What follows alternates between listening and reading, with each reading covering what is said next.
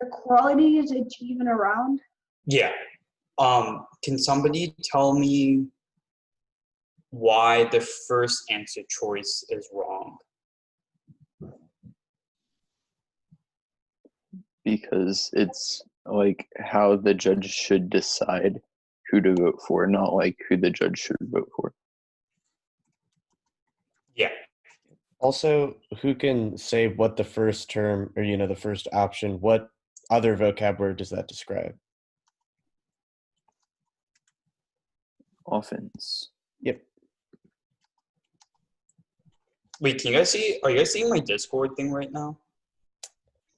No, I mean, No. I'm Oh, seeing okay, my Discord. Yeah. Okay. Okay. Can anybody tell me what the second answer? Actually, no, that's kind of the same thing.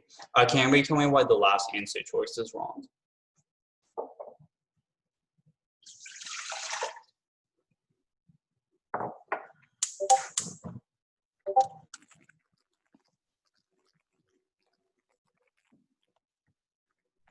Actually, I think it's kind of the same thing. Let's move on. Can somebody give me an example of a value?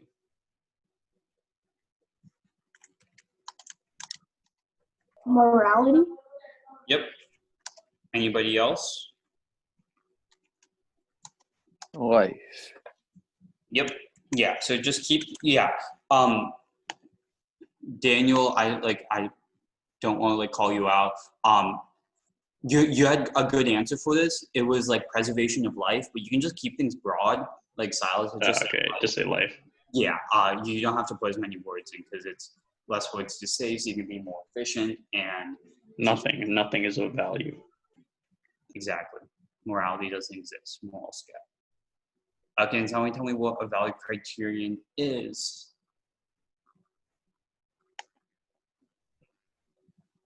It's how you achieve the value.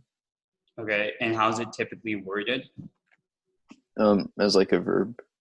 Yeah, because verbs just make things easier to weigh. Like, are you doing this action or are you not? Can somebody give? Actually, no. Well, yeah. Can somebody give an example of a valid criterion?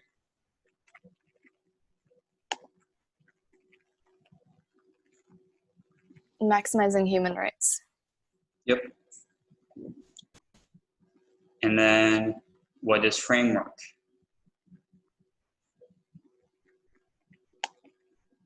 Kind of just talked about this, and if you're forgetting, remember the meme from the last slide of yesterday's presentation.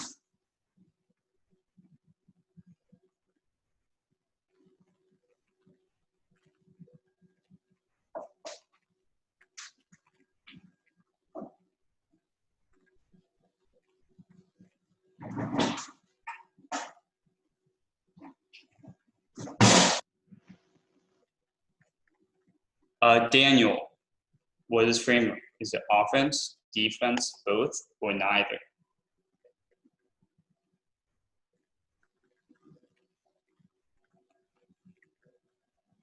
Neither? Yes. Why? Okay, give me a second. I'm trying to remember what it was. It's like,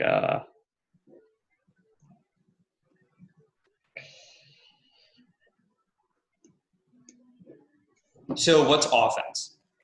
offense is why you should vote for you, and defense is like negating the other person's argument, right? Exactly. And then what is framework?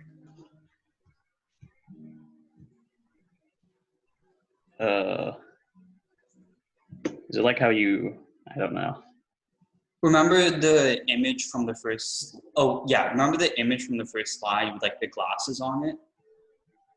I do not remember that. Okay. Felix joined. Should I put him? Where should I put him? Put him here. Put him here. Okay. Because he's already an expert PFer. Yeah.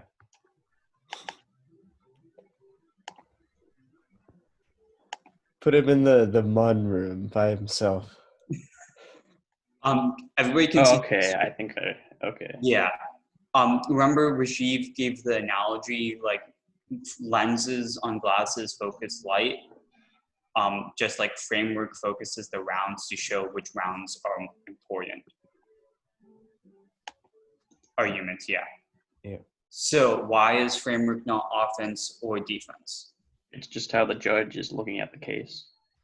Yes, exactly. Okay. I just have to get back to the quiz. Okay. Hi, Felix. What's up, Felix?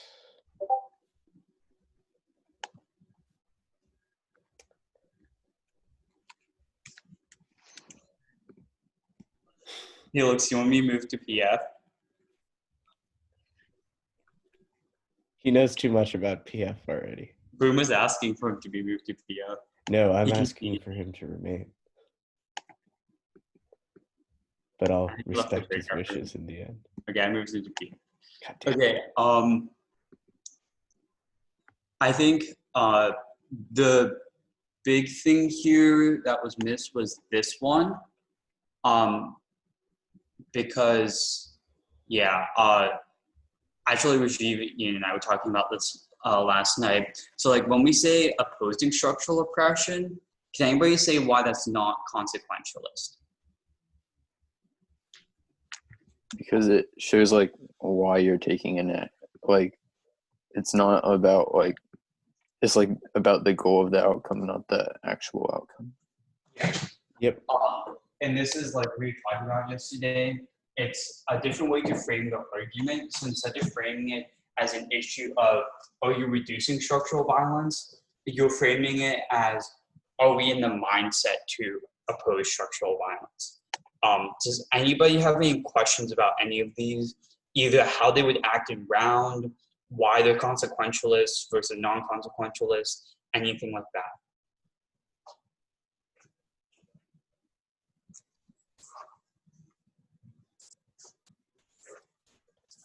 If you have any questions, please ask, because like, it's not like people are going to think you're dumb. Chances are somebody else has the same question, and it's better to know more when you're debating. So, okay, cool. Is it possible to win if you concede your opponent's framework? Everybody shout it out. Other.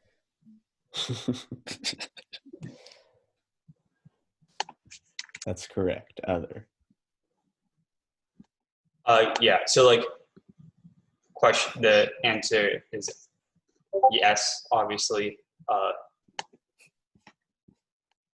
Wait, hold on. Wait, Felix left. It's annoying. He's not even in PF anymore. Yeah, I'm assigning him to PDF now. Okay, he moved. Oh, okay.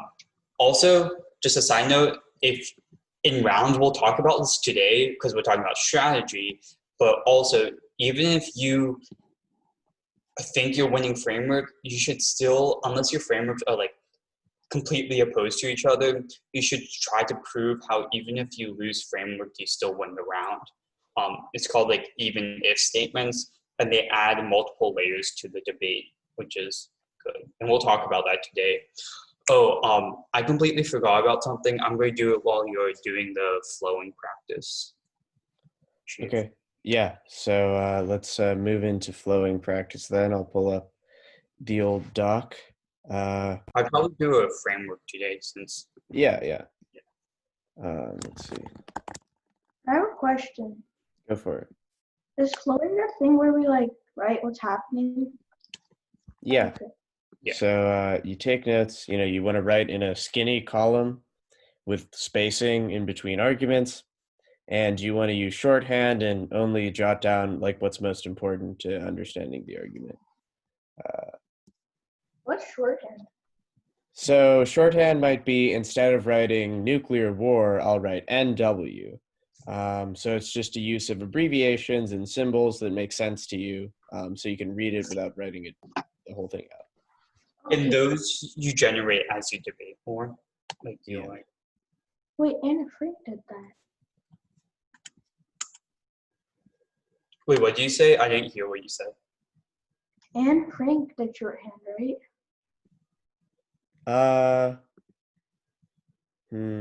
I mean, Anne Frank. She I learned don't shorthand while she was Yeah, I couldn't tell Oh, you. yeah, there's like a language shorthand which people who like their jobs is taking notes, they use that. Yeah. But like we're just talking about shorthand, like if you're taking like notes in class, but like abbreviating as much as possible because you want to leave as much space as possible.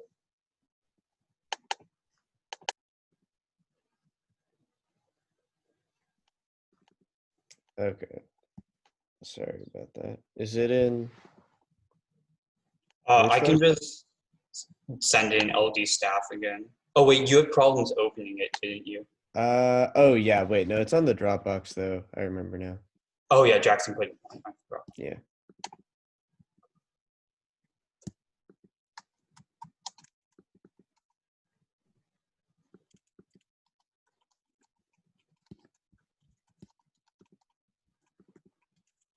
What? I must have downloaded it too. Or would I have? Probably not.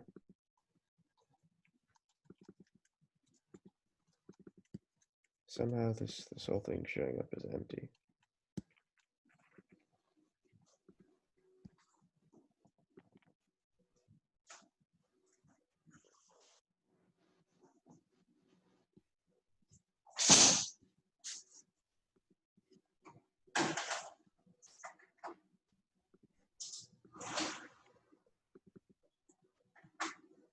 You know what? I'll just find an LD case. No worries. Do you, okay. No, yeah, I got it.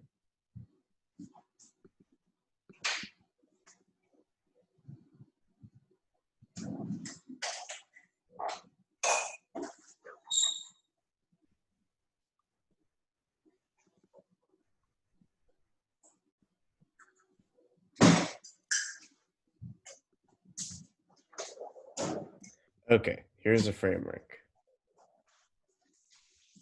After much searching, I just decided to use one of my own. Okay, yeah, that's fine. Okay. Okay. Is everyone ready? Do you have like paper and a writing utensil? Everyone ready to start flowing?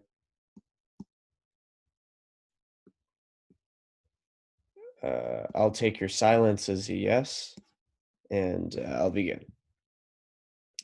As the resolution asks what ought to be done, the value of most importance today is morality, which is defined by Oxford as a principle concerning the distinction between right and wrong or good and bad behavior.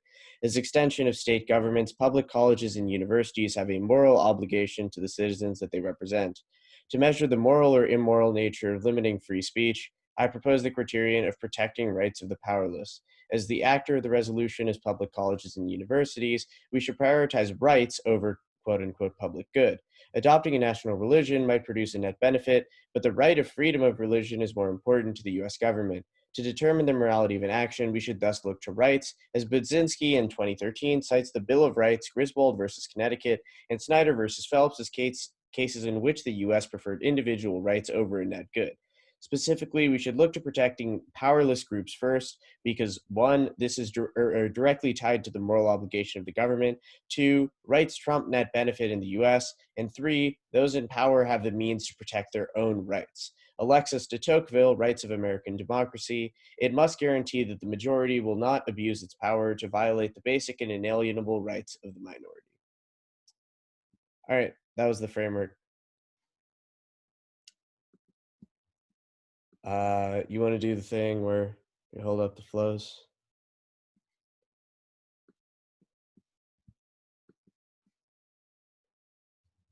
Let me switch to like group view. Yeah, Silas, the column looks good. Daniel, yeah, so it looks like you've organized yourself. You just want to flow in like a column, like, in a skinny, like up and down thing, because in the next speech, you want to line your arguments up next to them. Emily, I can't really see yours. Yeah, I mean, it looks like column-wise you should be good, as long as you have everything flowed and all the warrants flowed. Yeah, yes, yours looks fine as well. I would exercise a little bit more spacing between arguments, and make sure you like clearly denote all the all the like I guess the sections of what I'm saying, especially if I do something like I say 1, 2, 3. That's like a great way on your flow to keep track of like which arguments are where. So when I was justifying my value criterion, like I explained it and then I had 3 warrants. So if you have those 3 warrants, 1, 2, 3, it's easy to respond to, all of them and not have me be able to say that like, you dropped any of them. So yeah, anytime there's like numbering, lettering, like a contention name, the name of my value, the name of my value criterion, that should sort of be, I think like that should be something that is used to organize your flow, as sort of a section header or an organizational tool on the line by line. Oh yeah, you should also something I do. You should be doing like circling, boxing, underlining something to identify values and value criterions because those are big things that you need to just have like pointed out and you can't really forget. Like obviously you can't forget any of it, but like those are big things you need to have pointed out. So yeah. Also like framework is like really one of those places where people go like 3 responses to this or like 4 responses to this. So like having a lot of spacing there becomes really important because that's something just like very common that people do. Do you want to do the cross-sex thing that we did yesterday? Yeah, sure. So yeah, just to everyone is good on like everyone flowed and has an idea of what this framework is. Okay, cool. We can just keep the same like pairs as yesterday. Um, so if Silas and Emily, you two want to start, and then Yash and Daniel, you two can ask each other questions. I think the pairs were slightly different than you. Anyway.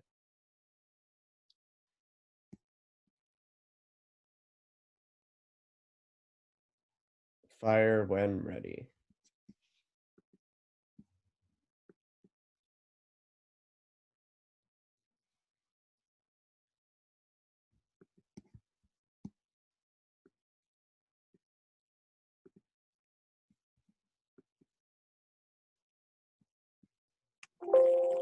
Okay, somebody, Emily, you ask Silas a question.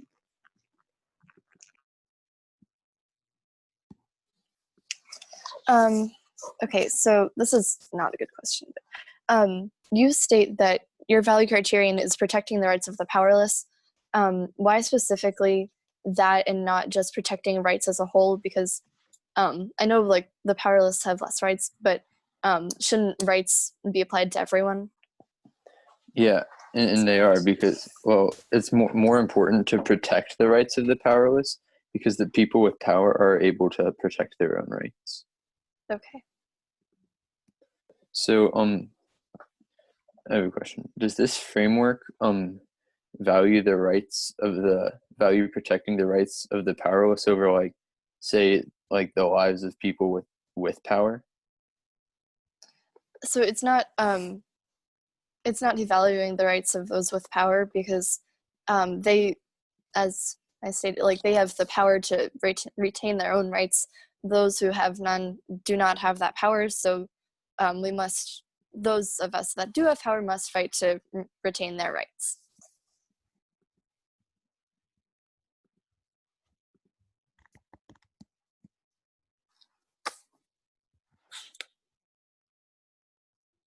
All right, Dan, you can ask Yash a question. Okay. Just because the U.S. has prioritized rights over net good in the past, wouldn't net good actually be better in a lot of situations instead of Yeah. just individual rights? What's happening? I don't understand what's happening. You're being asked, so like it's as if you read this case and Dan is asking you a question in cross-ex, so you have to defend your framework. Oh, okay. Okay. So yeah, his question, he can ask it again. Just because the U.S. in the past has prioritized rights over net good doesn't that not necessarily mean that we can't prioritize net good instead? Hmm.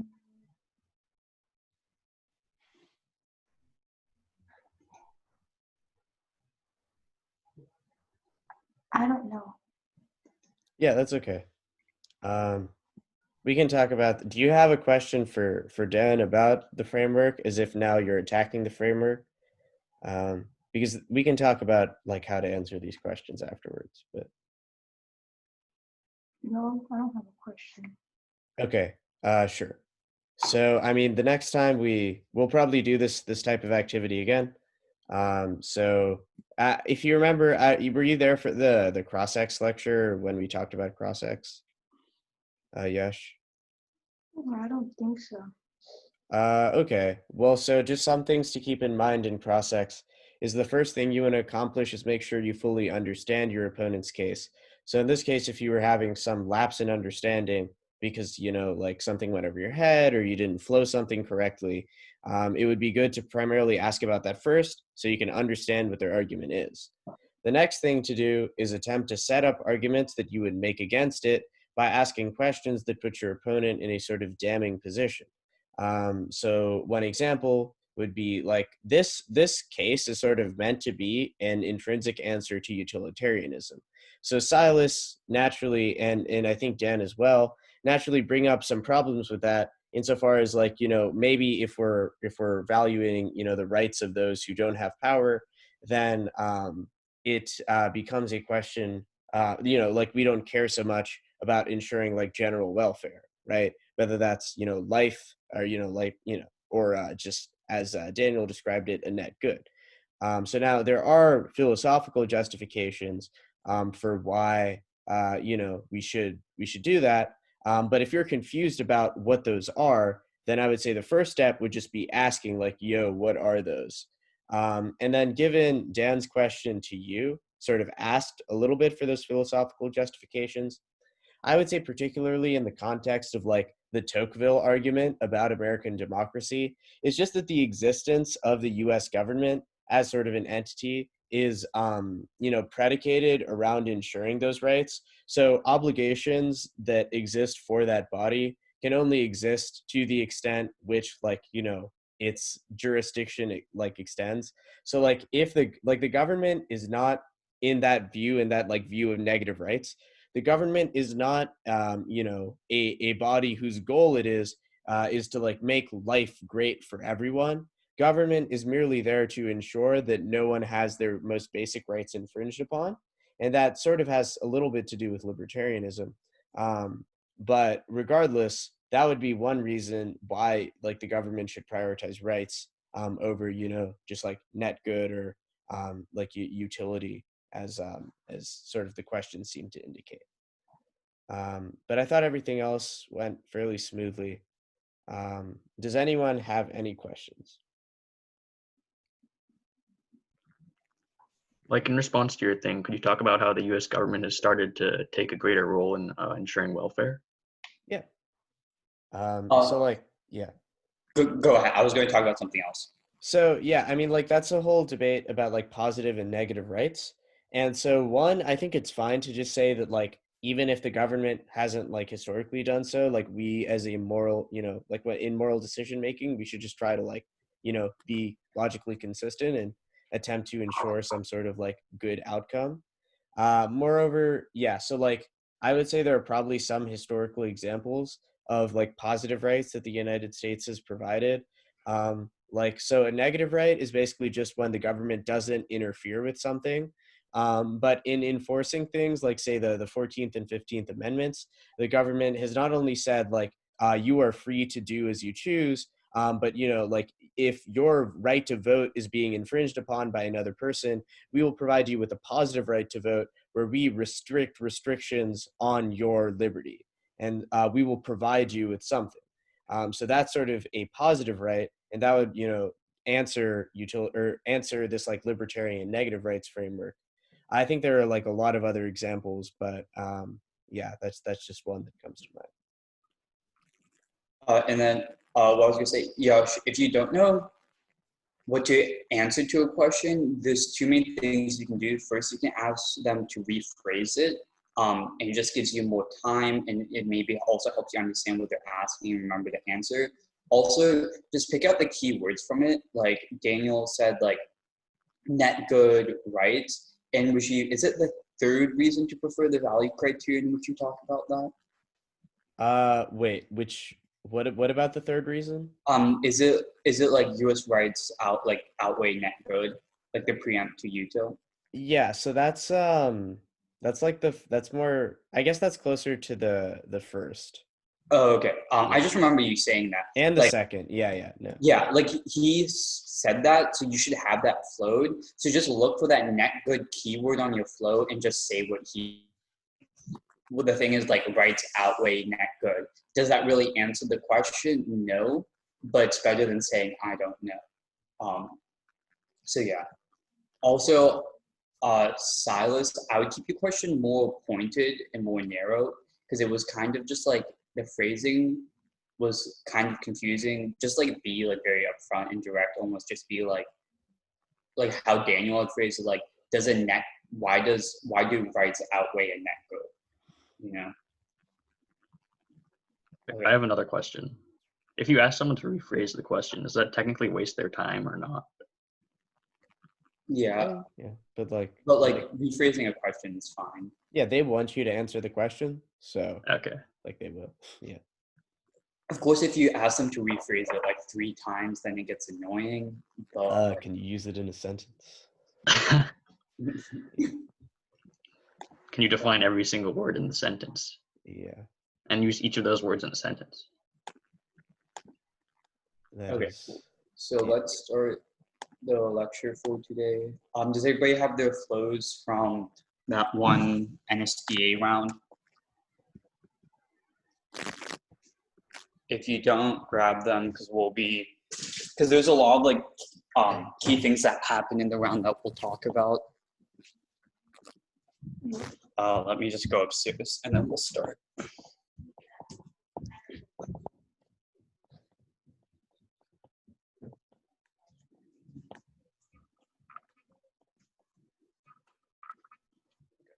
Present. Okay, cool. So this is where we're talking about strategy. So like, if you're thinking like, oh, in my rebuttals and stuff, how do I like know like what things I'm supposed to go for and stuff? This is where we talk about it.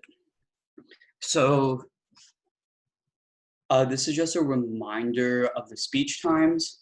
Rajiv, did you talk about time skew on the first day? Yeah, sort of like implicitly, but yeah. Okay, so I'll just go over it quickly. So there's something called a time skew in LD. So if you add up all the times that the affirmative is speaking for and the negative is speaking for, they both speak for a total of 13 minutes. But if you notice, the negative only... Why is the 2AR 6 minutes? I don't know. Typo. Because I don't know. Okay, so they are 13 minutes, but the negative only has 2 speeches. So the negative has a lot more concentrated speaking time, so they have much longer speeches. So the affirmative, especially in this 1AR, you have a lot of the 1AR is the hardest speech to do because you have to answer a 7-minute speech with a 4-minute speech. So it's this what's called a time skew, and there's some like advanced arguments about it, but it's basically just something to be aware of when you're approaching strategy wise. Like negative, like a decent strategy is just to read, like, of course, like you should still have substance debate, but if it's possible to read just like as much as you can, like one round, I had a very simple answer on case. So I read 3 contentions, and then in his 1AR, he ended up dropping like basically a whole entire contention. So it was like, it's hard to have coverage on things if the negative overloads the affirmative, and then the affirmative has to be able to group arguments to deal with that, and we'll talk more about that. Rajiv, any? No, I mean, we can just talk about 1AR stuff when we get to the 1AR. Yeah. Okay, 2 types of speeches: constructive, rebuttal. Big thing rebuttal is to signpost. So like, and this you should like basically you say like, if I'm debating Rajiv, like, well, like they say they do X, but that's wrong for X reason. That way, when the judge is flowing, they know exactly where to put it on the flow. And it's easier to group arguments. Horizontal and vertical layers. So basically, what this is so in your speeches, the speeches are different vertical layers to the debate. So like, there are different things that are adding on. And then within the speeches, you have to have, oh, sorry, no, that's not it. It's, so within your arguments, debate has different layers. So something like framework is a separate layer than like your contentions. Your framework determines how the round is viewed, and it's not on the same level as your contentions. So that's a different level of debate. And then you may weigh things. So you may like outweigh, like you may say nuke war outweighs climate change. So that's like, we'll talk about this later. I just remembered it like right before we started, and Rajiv, have you been? Yeah, Like- sure. So, I mean, like one thing, and I think this is primarily like a circuit debate thing, is that you can like up layer an argument, and that's a term that's frequently used. So like, for example, you can up layer like internal link defense with like a framework takeout, and then like maybe only your impact matters. So it's just basically like Sid was saying, there would be different layers to the debate. I think also something that's maybe important to consider is horizontal versus vertical proliferation of arguments. And this is something we talk about a lot in policy. It might refer to a different phenomenon, but I still think, you know, it's probably valuable to discuss. So especially in cases like, you know, where you are, there's going to be a time skew, right, in the 1AR. Your natural tendency might be to horizontally proliferate, which means answer like every argument, right? So like just stretch yourself as far as you can on the flow, but on each part of the flow, you're kind of stretched thin, right? You don't have much depth. What you should do instead is you should pick the best arguments that you can make, and you should make them in depth. And that's called sort of like vertical proliferation. And this is also true. I think this is true probably starting at least in the 1AR, if not even in like the second half of the 1NC. But when you're making arguments, I think that it's difficult, or rather it's like not as valuable to just, you know, spread out your opponent as like make in-depth responses, because, you know, you can have 5 responses to their first contention, but if they're really blippy in the 1AR, I might, as a judge, not really understand any of them going into the 2AR, which is not a place where you want to be. So if you can extend 2 of them in a very clear and lucid fashion, and, you know, vertically proliferate, right? Maybe read another warrant, read another card, just crystallize, then that's more effective than trying to, you know, just totally, you know, cover the flow with like 5 different responses to everything. It also ends up being cleaner debate when you have more substance. Yeah. Okay. So like the 3 options of like things that are running around are frameworks, your case, and then the opponent's case. Does anybody have a guess of what order you read those 3 in?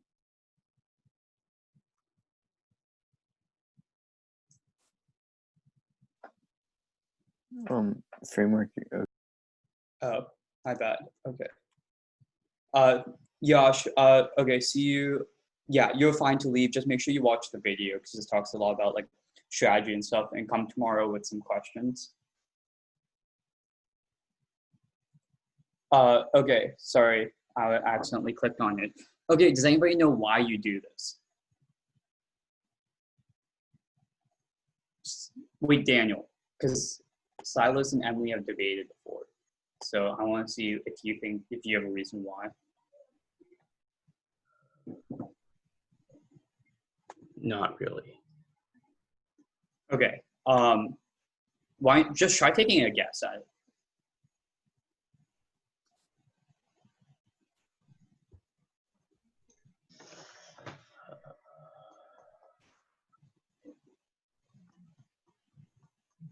I guess maybe a better question would be, what would happen if you dropped your case, and what would happen if you dropped their case?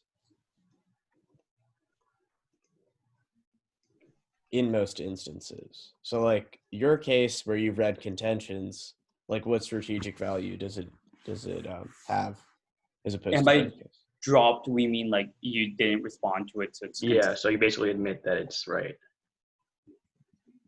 So what happens if I just drop their case? Yeah, would it be worse in a rebuttal to drop your case or drop their case? Drop their case, right? No, not the answer you're looking for. Because if you like, your case is your source of offense, right? Yeah. So when you read contentions, they have offensive value within the debate round, because Wait. they prove that the resolution is good or bad, right? And they meet your obligation. Now, you might have some offense on their case, but in most cases, like, it's mostly going to be defensive. So here's the question: would you rather give them offense and still have some offense yourself, or would you have no offense and try to limit their offense? Yeah, I understand. So just try to keep the offense Yeah. alive. So, like, the case is your baby, so don't drop your baby. That's what I was always told. yeah. Yeah. Yeah, I think that's a very good analogy, and it sticks with it. Like, honestly, for me, still in rounds, I'll be like, oh, I can't, because it's like a big natural, especially if they just read something like, oh, I have to go up there and attack it. But like, it's a more strategic move if you're like, okay, I gotta answer my stuff first. That's my baby. Let me take care of that, and then go to their case. Because remember, if you lose your case and they win if you win your case and they win their case, you can still weigh and win the round. So yeah. Yeah. Also, I think that probably encourages a degree of efficiency, because you have to get to their case. And so if you like put your case like second, you might think, oh, I'm already here, and you might get sort of like lost in the quagmire of like, the line by line, just really getting into the weeds. But here it sort of encourages efficiency, because there's something else you have to get to. And you're just sort of sticking to the essentials, the basics that you need to get to pull some offense out. And why does framework go first? Anybody? Like, framework is necessary for like how you evaluate the cases. Yeah. Because then also the judge knows how to evaluate the argument, so it's a lot easier for them. So yeah. Okay. Wait, let me move this down. Okay, 1AC, really simple. You have a piece of paper on your computer, you just read it. Nothing too complicated. Maybe you need to adjust for speed and stuff like we talked about with judge adaptation, but nothing too complicated. Wait, hold on. Let me switch this to single speaker. Okay. Rajiv? Okay, yeah. So the 1NC is, the speech that comes after the 1NC. And I would say strategically, yeah, you can sort of divide it into two parts. The first is when you're reading your case, and that's sort of the constructive part of the speech. So that's just like a shorter 1AC. As we've established, the 7 minutes is longer than the 6 minutes that the affirmative gets. But because the negative has two main tasks, the negative will spend less time reading their actual case. And yeah, so sometimes you might want to change your constructive based on what the 1AC is, especially, if it might be advantageous to like concede framework and maybe like read another contention, or, if you have a like sort of like negative strategy that links very well to the affirmative strategy that they've read. Then if you have multiple options, or, even if you just want to tweak some words or some phrasing, that's to make your arguments contextual to the affirmative, that can help. But yeah, so the constructive part of the speech should be around 3 to 4 minutes. Like, sometimes, I don't know, maybe a little bit longer or shorter, but 3 to 4 minutes I think is a good guide. So around half the speech. The other half of the speech should be spent responding to the affirmative case. And so, yeah, similar to how you shouldn't drop your own offense, or like, you should always have some offense that you can extend. You should not drop a piece of your opponent's offense pretty much ever. Like, if you do, it's like better than not having any offense yourself. But if you do have offense, like you just read a case, obviously you do have offense, you need to respond to it. So as the presentation says, you have to make sure that you don't concede any offense from the 1AC, because then it's just a really easy 1AR. And your goal with the 1NC should be to make the 1AR hard. And I think that's sort of a general goal within debate, is that you should be thinking a speech or like 2 speeches or 3 speeches ahead. When you're giving arguments in the 1NC, you should be thinking like, what is my ideal 2NR? What would their best 2AR be against it? And how can I prevent them from getting the arguments that would be in their best 2AR in their 1AR? And it's like that strategic vision, I think, is important. But yeah, just make the 1AR hard, and like have substantive options that you could really give, a substantive, I think, like, detailed, warranted, whatever you want to say, 2NR on. Yeah. Oh yeah, the like biggest novice move, I think, is not responding to the opponent's case in the 1NC. And if you do end up doing that, then just spend your whole 2NR weighing and winning your own case. Like that's your only option at that point. Like if you realize in your 2NR, you're like, oh shoot, I forgot to respond to their case. That's kind of what you have to do at that point. But yeah, save yourself some trouble, respond to the 1AC early, and use your time advantage. Yeah, I mean, if you write a shorter construct, or a shorter one, in like you write a shorter negative case, and you just like have like 3 minutes left in your speech, that might be a good cue that you need to like remember to answer their case. But I've seen it happen. Yeah, like sometimes we'll have more like fill negs, but what we did on the nukes topic, which I really liked, was we just had a util framework, and we had like 3 or 4 contentions we could run. And then depending on what the 1AC read, we could read and how much time we needed to respond to it. We could use the appropriate amount of contentions and the appropriate contentions to respond to it. And I thought that was really nice to be able to do. Or like sometimes you could read the contentions on case in the rebuttal part. So like, yeah, there's some nice stuff with that. So let's talk about the 1NC from the round. Let's stop the share. So if everybody pulls out the flows.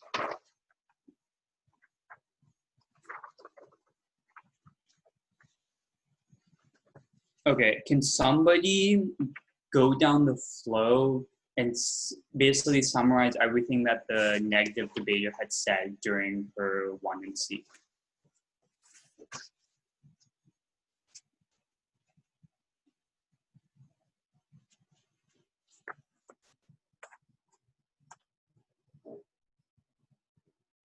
I can go if anyone else wants to. Sure. Okay. She had a value of justice, value criterion of maximizing human rights, and she had like 3 observations. Old philosophy is outdated. Buckham, I think it was 17, that like old warfare is what they're referring to, and like we have now advanced weapons. Griffin 16, like the government has such advanced weapons, it's like nothing compared to what like guerrilla fighters would have. Her first contention was poor leaders, and Fairbanks 07 was that revolutions are bad for like government and democracy, and they create more violence. Finlay 09 also supported that. Kim 16, the revolutionary leaders use more violence to keep their power. And Cattison, I think 99, was that revolutionary leaders lead to chaos. Second contention was more human rights. First, nonviolence. Carnes 18 leads to less, like 3 times less mass killings, I think. And Kerrigan 19 and Leonard 15, that you can, like, refugees can leave from the country so that they're not facing that oppression. Okay, that's perfect. And also, you guys realize, if y'all realize, from Emily's flow, she could essentially, like, there was very little missing out of there, but like Emily probably didn't have that much written down, right? Like in terms of like, you had it slow. So that's very good that you were able to get all the arguments. Let's focus on what were her responses to the 1AC in that speech. Okay. Should I do that or? Yeah, sure. Okay. First on framework, she's stating that the act must show that structural oppression leads to less like perpetuated violence, and like he needed to establish what the limit of violence is. On his first contention, she said that he doesn't like address the cost of like lives of innocence and how far, like again, how like what's the limit on how far like violence is allowed to continue. Second, like his second contention, violent warfare leads to violent crackdowns. In Sudan, millions were killed. Sudan, millions were killed in a crackdown, and same in Syria. The third contention was it leads to an endless cycle of violence and more crackdowns. So, Yes. yeah. She also made a couple more responses on the first contention that, first of all, that Locke sidesteps the means of these violent revolutions when he talks about self-defense in this situation, and that the rebels who are in these violent revolutions are not the groups that are oppressed. So the regimes that replace Oh yeah, yeah. I remember it. So yeah, so she read. So let's talk about coverage here. Did she read a lot of stuff on his framework? Like, did she read a lot of arguments answering the 1AC's framework? I think she has like 3. Yeah, I don't have a ton written down, but kind of. But you know how we talked about yesterday, if the frameworks aren't really that different, don't worry about the framework debate that much. This was an example of that. yeah. The big thing that these 3 things that she pointed out, they were less responses to his framework and more responses to his whole entire argument. And this is something very effective. It's called like reading an overview. And it's where you basically make your general arguments, and then as you move down the flow, you can just apply them, which is essentially what she did. So she established that he must prove on net that he's going to reduce structural violence. She said that the violence increases with like because the government's oppressed more with the Kim 07 card, and then that bright line, like how much violence can we allow? And those 3 arguments ended up being applied to all the other places on the flow she needed to. Yeah. On the first contention, she basically she answered this very well. Obviously, there was like what she was talking about with the vertical layers having really in depth. Like I had there's like 4 or 5 responses on this. So this is an example of really responding to something, and then he ends up dropping all those responses because he realizes it's a lost cause. Because like he can spend his time better other places. But if you go to the contention 2 and the contention 3 flow, so here's my flow from the round. Contention 2 had 4 main points. She only answered 1 of them on there. Yeah, only like the 3rd one, I think. Yeah, and it was the same thing with the contention 3. There were 3 points, and she only answered the first one. But if you notice, when Rajiv talked about not spreading yourself out and having those very in-depth, she had 4 responses to that 3rd point on the second contention. She had the South Sudan example, the Syria example. She had she extended the Griffin 16 card and the Carnes 18 card. So this is an example of that, like having really in-depth argumentation helps you a lot, because when she got to the 2NR, she knew exactly what she was going for. So yeah, and like she probably like I don't know why specifically she didn't go for the thing she didn't go for. It was she also had the response to the Chenoweth 17 card, which later on, like in the same paper later on, he basically reported that the governments in violent revolutions spawned more killings. So yeah, and then. Yeah, so like she probably, the places she responded, she really only responded in like 3 or 4 places on the actual contention flow, but she went very in depth, so it was effective. Rajiv, anything to add? Nah, just like, reading all of an article when you're doing research is like often helpful. But yeah, I would say to avoid that, like make sure that your author's conclusion agrees with their, whatever part you're like quoting them about. Like a famous example of this, I think, is the most popular card that's read in policy debate about economic decline causing nuclear war is by this guy Tennyson. And at the end of the article, he's like, actually, I don't think a war would be that likely. Um, Although people still read it and like people still get the response, like, where it's like the end of the article, Tennyson concludes the opposite way. But yeah, I like, just like it's a good research strategy. As you get more involved in the topic literature, you might see the same card show up over and over again. So take the time to read the article. It can help your understanding of it. Yeah. No, I remember I was in a round. Somebody read like a nuke war card. I don't know what was the cause of it, but I was like, "Can I see this card?" And it literally said, like it like gave, but it was, and then said in parentheses, though these statistics should not be trusted because it is hard to predict this. I was like, okay, cool. Yeah. So yeah, yeah. Any questions about why she did the things she did in the 1NC? Okay, cool. We'll talk more about this also when we talk about the 2NR.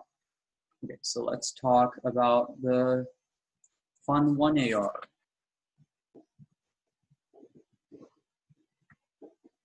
And this will actually, I want to watch the 1AR. Rajiv, you can talk about this. So yeah. Yeah, okay. So sure. Like I think that there's also 1AR in policy, but in either speech or in either event, both like speeches are time pressured like severely. And so I would say in either event, it's the hardest speech by far. Because yeah, like Sid points out, it's 4 minutes responding to 7 minutes.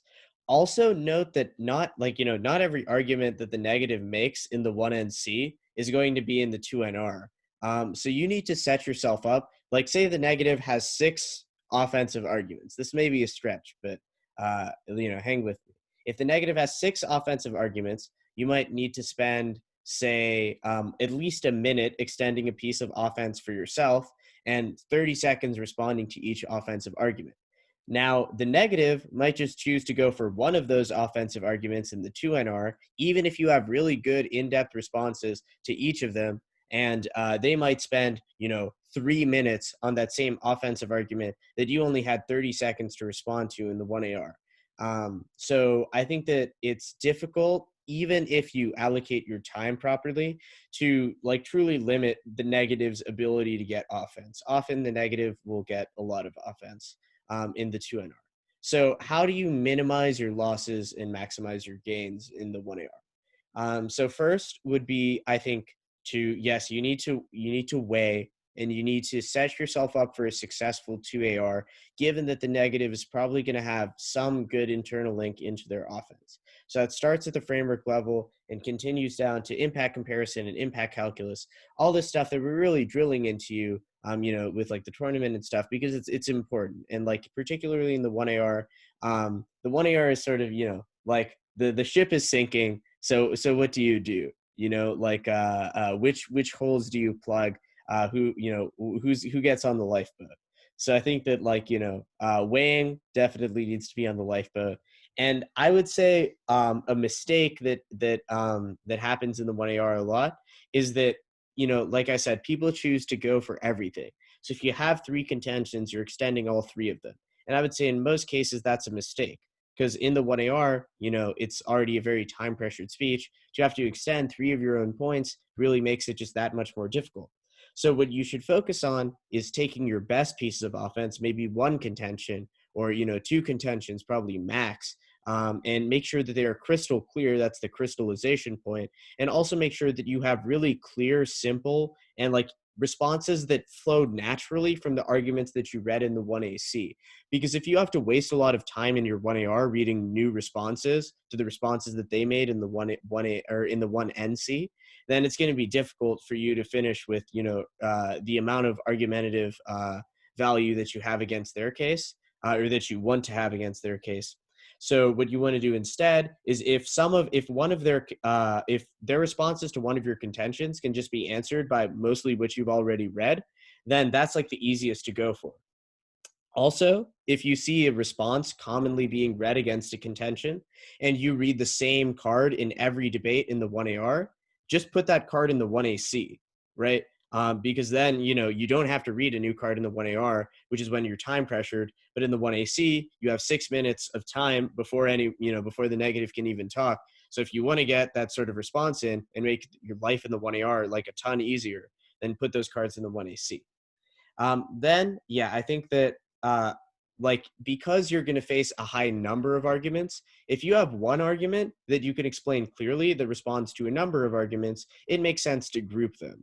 Like say they have like, I don't know, 3 reasons why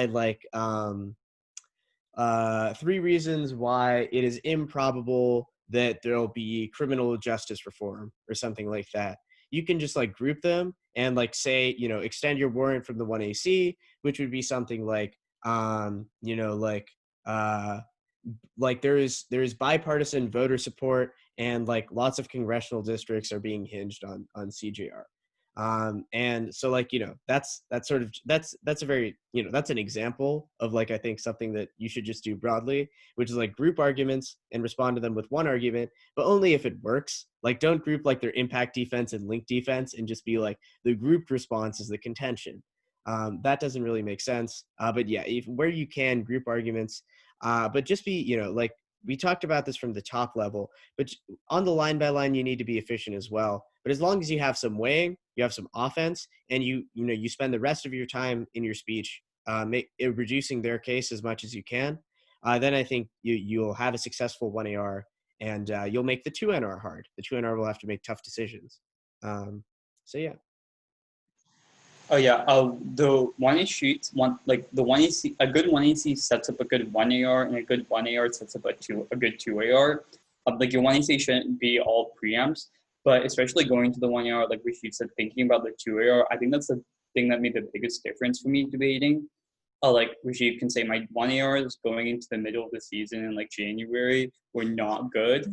They were really bad. But once I started like thinking about it bottom up, like from the 2AR, and that's how I decide why I go for my 1AR. That makes things a lot easier. So yeah. Yeah, I think as debaters, especially, as we're just starting, we tend to think like, oh, the goal of this speech is to like answer my opponent's arguments, or like, like that's not really the goal of any speech. The goal of any speech is instrumentally to set up the best ballot that you can. And in the 1AR, that means extending arguments that you think would make a strong 2AR against their best 2NR. So yeah. Okay. Let's watch the 1AR and then we'll break it down. Wait, before we start the 1AR, is there anything interesting whether you think it was a good move or not, is there anything interesting that you think the affirmative debater had done? Anybody?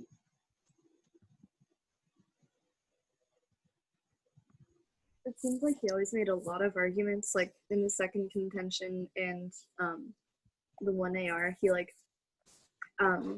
always had like 1 or 2 responses instead of like, he didn't respond to everything, but when he did, he had like several like arguments that you would have to respond to.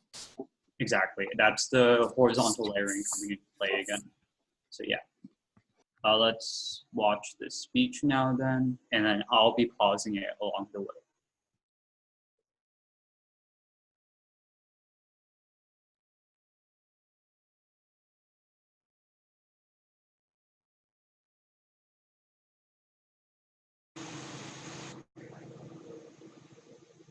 This should...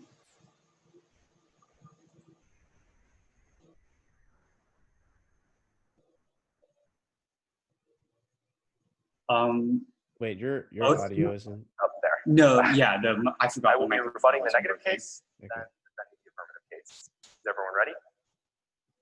Let's begin. The key difference between an affirmative ballot and a negative ballot is that a negative ballot is a vote for no change in the status quo. It's a vote for the oppressed to continue becoming oppressed.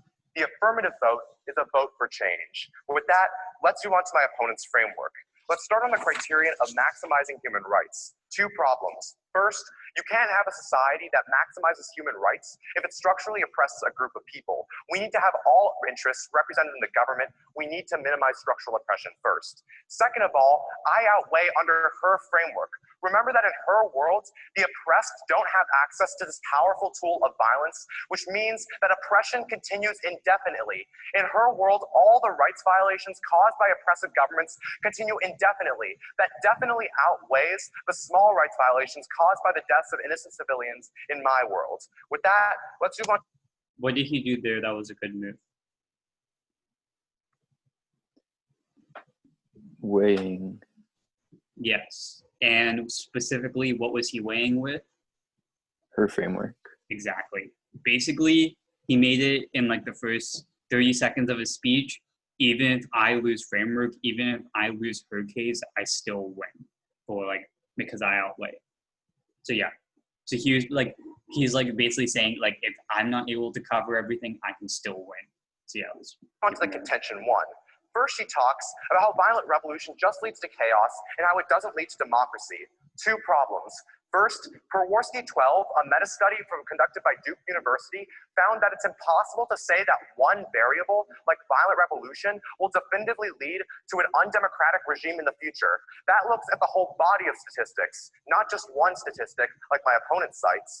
But second of all, even if we can't predict whether violent revolution will lead to a better government, remember that historically there is precedent to support that violent revolutions will lead to democracy.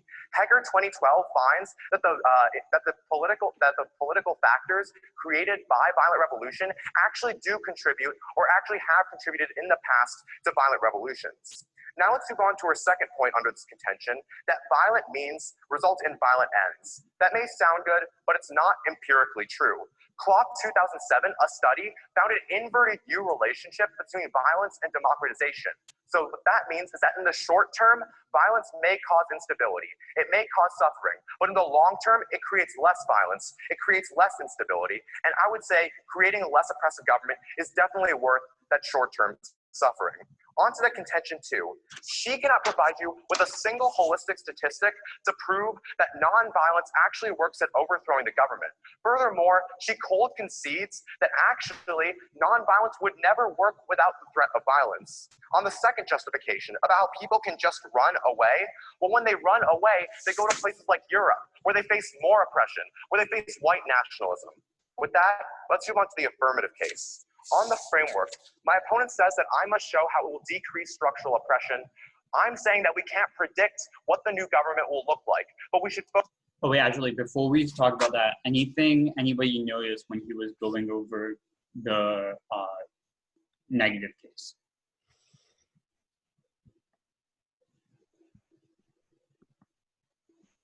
This can't really be anything. I'm not like looking for anything specific. I'm just asking like, I'm just trying to understand like how you guys are viewing his strategy and around things like that.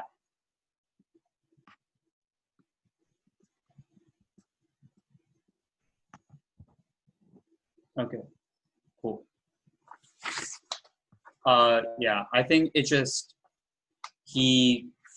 so for him, a big thing that came into the end. So does everybody know what empirics are?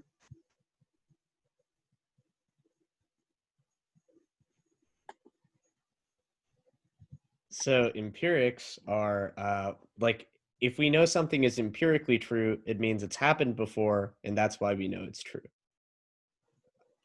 That's pretty much it. So a big thing that came into this debate was in cross-ex, the negative debater kept on asking, does he have any empirics of modern revolutions that have led to a less oppressive regime? And he's not able to provide any examples. So what he does, instead of providing empirics, he responds to all of her responses with studies and analytics. So yeah, and he also has the Cloth 07 card. So yeah. Any questions on that? Empirics tend to be better than other evidence because it's happened, but you know, you can always weigh evidence in evidence quality, things like that. Okay, let's continue. focus first and foremost on getting rid of existing oppression. Now, let's move on to the contention 1 about self-defense. My opponent just makes a ton of responses, but remember, even if you don't buy self-defense, violent revolution is still justified because it mitigates structural oppression. On to the What did he do there? Just dropped all of her responses pretty much. Yeah. Well, why is that a good move? Time. Like you wouldn't have time to address each one Okay. individually. So we talked about offense and defense, right? So what happens if the other person makes a defense response against your argument? Like they make a defensive response to your argument and you drop it. What happens? And like you won't win off of that argument. Yeah. What happens if they make an offensive response to that argument and you drop that? Then they win. Exactly. Because remember we talked about points. If they make an offensive argument, the thing is, if you lose that argument, it's not just that you gain points, it's that if you lose the argument, it's not that you're not gaining points, but they gain points. If you drop a defensive argument, you just don't gain any points. And remember how we talked about how she went very in depth into this contention with like 4 or 5 responses? This is what we talked about when we talk about crystallizing in the 1AR, or narrowing your arguments down. Because chances are, if he tries to respond to this, it's going to take up time, and he's not going to be able to respond to it as efficiently as she will be able to in the 2NR and the 2AR. He probably won't go for it. So he knows it's just a strategic move because he doesn't lose anything from conceding it, and he can just go on and focus on his other 2 contentions. Yeah. So, yeah. And the 2AR that he wants to give is not on the first contention. So I think that's probably, like, also, like, a thing that I'll mention about defense and offense is if you're conceding an argument that has some defense on it, that can sometimes help you kick out or, prevent them from having offense from that same, like flow. So an example might be, say you've read an argument that says that, like, the resolution prevents an economic decline, and economic decline is bad. And they read an argument which is like, actually the resolution causes an economic decline. And then they read another response that says there's no impact to economic decline. If you can see that there's no impact to economic decline, which is a defensive argument, then you prevent them from having their offensive argument, which was a link turn, saying that the resolution causes economic decline. Because if you've conceded that we shouldn't care about economic decline, then you've also conceded that, like, we shouldn't care about the link turn. So you can concede defense to get out of offense. Yeah. Though also conceding arguments in front of parents is kind of weird just perceptionally, because most parent judges don't understand the whole offense and defense. So like if I was in a round, I would probably just not mention the first contention at all. I would be like, the first contention doesn't matter in this round, let's focus on the other 2, or something like what he said. Yeah, I mean, he's in front of a lay panel, so I think he did a good job of phrasing it, where if I were a lay judge, I might think that he responded to it, but like, that's not what he did. Like, he kicked it. Yeah. He kept the perceptual edge, I think. Yeah, because yeah. I mean, he's an NSDA final, so obviously he's very good at persuading parents. So like, yeah. Yeah. He also, yeah. Contention 2, where she makes a lot of really key concessions.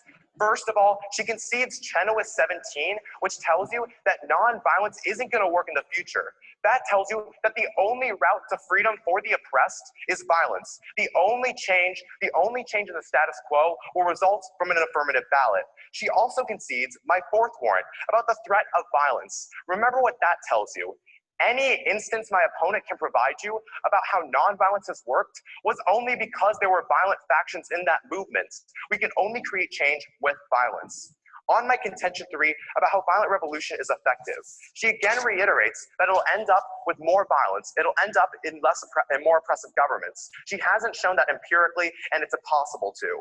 Furthermore, she concedes all my justifications. Perhaps the most important justification is guerrilla warfare. Remember, when the government is really, really powerful, The only route to escape the oppression of the government is through guerrilla warfare. The only way to overcome that disparity is by using guerrilla warfare.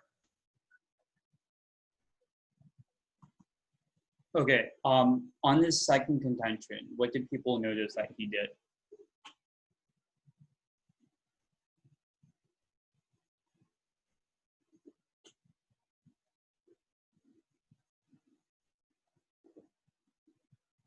Daniel, what's one thing that he did when he was extending his second contention?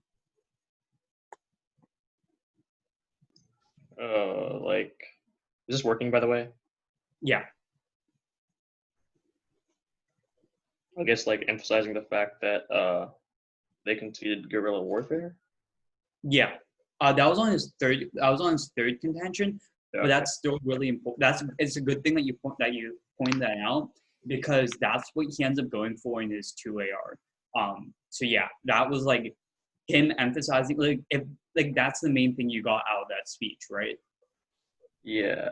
Yeah. So like that's very important, because that means that when they're like trying to respond, like when the judge thinks like, why is the AF ballot a good idea? They know, oh, guerrilla warfare, because that's what he's planning on going for in his 2AR. Any other things? In the second contention, like rather than extend like every individual argument that was conceded, he kind of just like extended like the contention as a whole. Yeah. Well, did anybody get from the 1AC what was his second warrant for the second contention? Like that the internet keeps it from working. Like with the internet, there's less failures and movements, and they're moving. Like with the internet, movements are moving too fast, which is causing them to have failures, and because they like are biting off more than they can chew. He decides not to extend that because he doesn't want to go for in the 2AR, which is perfectly fine. He's giving himself 3 easy things to talk about in the 2AR. Why doesn't he extend his third idea, Emily?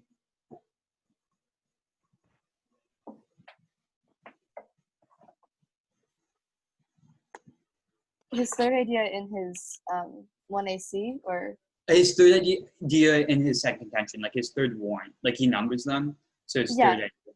that nonviolence can be counterproductive. Yeah. Wait, no, nonviolence leads to cosmetic changes. I think it's the same thing. Oh yeah, no, that's true.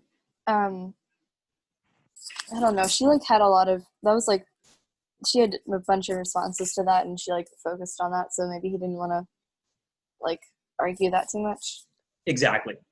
That's the same thing with his first contention. He noticed where she went really in depth, and then he's realized, oh, okay, I'm probably not winning that, so I don't have to respond to that. Yeah. Yeah. Like, so this is a term that's used sometimes, the path of least resistance. So if you know, like it's like sort of refers to like electricity. So like say like lightning, right? It's coming down. It's going to take the path that it can like take to the ground and discharge with like the least amount of resistance along the way. So if you can extend a warrant that has little ink against it, and you can extend a warrant that has like a lot of ink against it, ink being responses, you're going to choose the one with less. Also, one thing about this 1AR is that I think he does, and like, you know, I kind of hate this, but he does like a decent enough job that I think he could probably sandbag on any of these arguments in the 2AR, where he like leaves the door open enough on a lot of them, even if his explanation in the 1AR isn't great, to like, you know, recontextualize them and explain them in the 2AR, because he like technically did extend a lot of these arguments. So, you know, even if you might not know why guerrilla warfare is good, he like said in the speech, like, you know, he like emphasized heavily the thing about guerrilla warfare. And so he can get up in his 2AR in soapbox without, you know, the negative will have no chance to respond to what he says. And he'll have set it up, I think, nicely with what he did in this 1AR. Yeah. Also, we talked about extensions. Yeah, when you're extending things, extend the warrants. Even if they dropped it, you need to extend the warrants. Yeah. I think he was guilty of, like, in a few places, dropped arguments, he did not extend warrants. Yeah. Yeah, I think with the Leon 15 card, he had explained the warrant on the Ned case, Yeah, yeah. but then he extended on the half case. That's what That's happened. yeah, perhaps. Yeah, something with this round is a lot of things were just cross-applied. I think that's part of like a good debate with like good prep, but also just like nationals. I don't think you end up having a lot of variety for this one topic because people, Yeah. Especially Especially given it's, more of a lay debate, so you're just Yeah. going to go for more persuasive arguments. Yeah. Okay, cool. Does anybody have questions about that round 1ER, the 1ER in general, or even 1AC or 1NC that you thought about? Like any questions about that? Okay, cool. Let's take a 5-minute break right now, and then we'll come back and do 2NR and 2AR. Wow, we did not take a single break so far. Yeah, I realize that. My bad. Yeah, no, mine as well.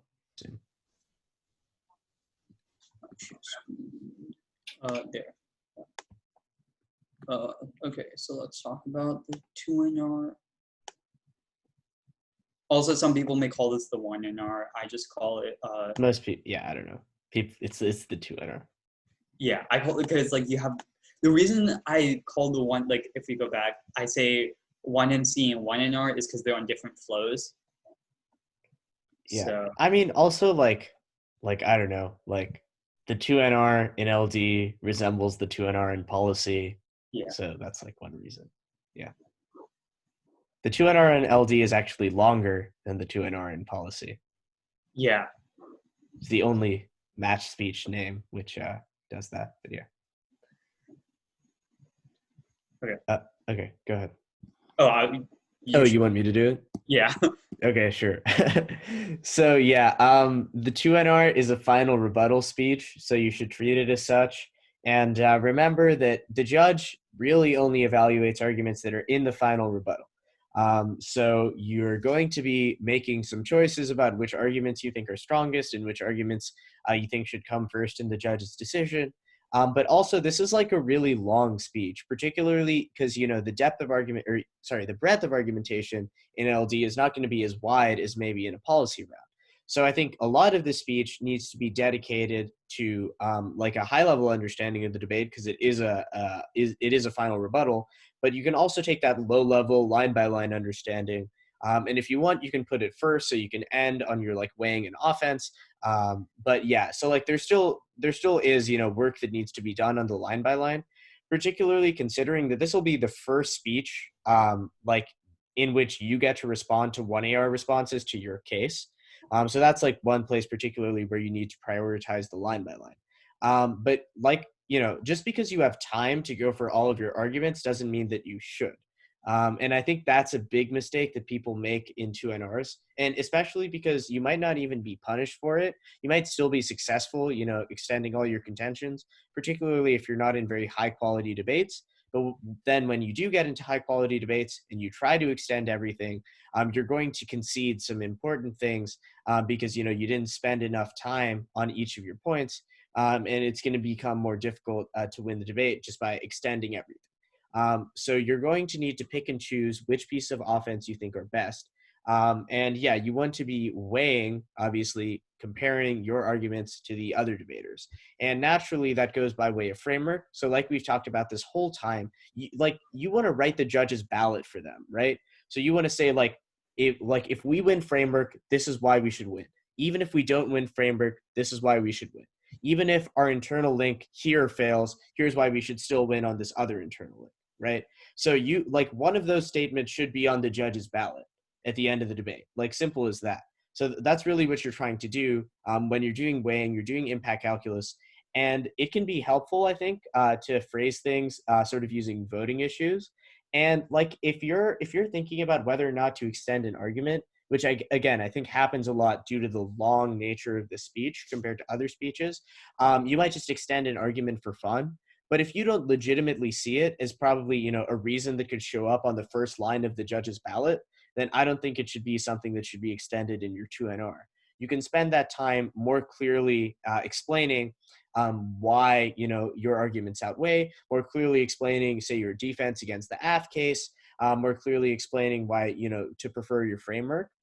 And so while the 2NR has a lot of time, right, that's its advantage, the 2AR speaks last. So the 2NR has to predict what's going to happen in the 2AR, and it needs to, respond to all potential directions that the 2AR could go in. So yeah, basically the 2NR, you have time, but you need to use it wisely. You need to develop your most important arguments after you sort of clean up the line-by-line debate, and then make sure that your reasoning is crystal clear, that your weighing makes sense as relates to framework in particular, and that your voting issues could actually be lines from the judge's ballot.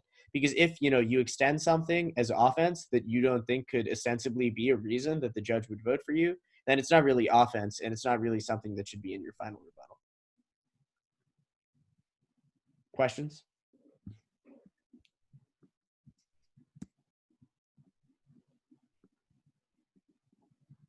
Okay, cool. Yeah. Okay. So I guess we can with- move on. You go ahead. Yeah, with the voters also something is none of these should be defense. These should all be offense arguments of like why you're right. None of these should be framework. Framework, which should be something you do before voters, be like the framework is like maximizing human rights.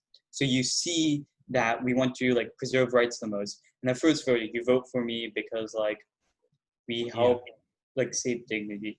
Like these should not be more than 3. If you're giving more than 3, you're doing something wrong, because these are very simple reasons why your side is better than the others.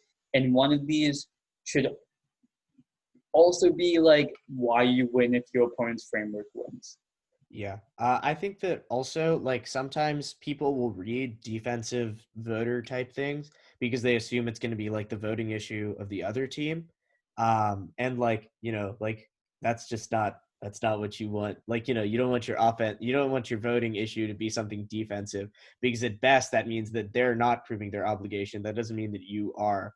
But when you're answering that defense, if you suspect it might be the focus of the 2AR, you can just say, they're probably going to make a big deal out of this contention in their final speech, but this contention is flawed, improbable, etc., and then just say your defense. So that way the judge will like have it in the back of their mind when the AF is like, oh, this is the most important thing in the round. They're like, oh, I remember the neg said this other thing. So they'll have that. Yeah. And then when we talk about weighing to control the round, this is where it's really important, because the 2AR speaks after you. Like, you should never be walking out of a round being like, oh, I really hope they considered like that one thing over the other.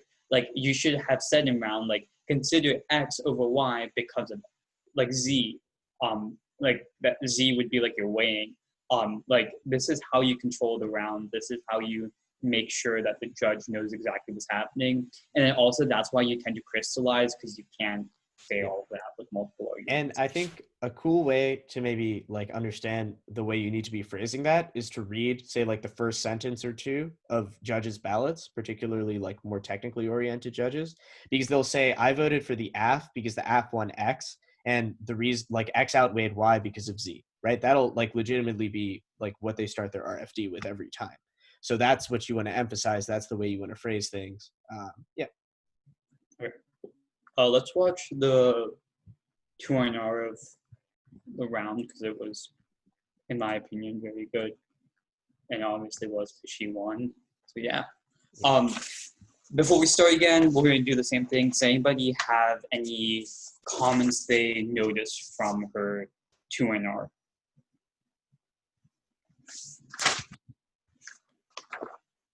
Okay, cool. So let's fast forward ahead to it.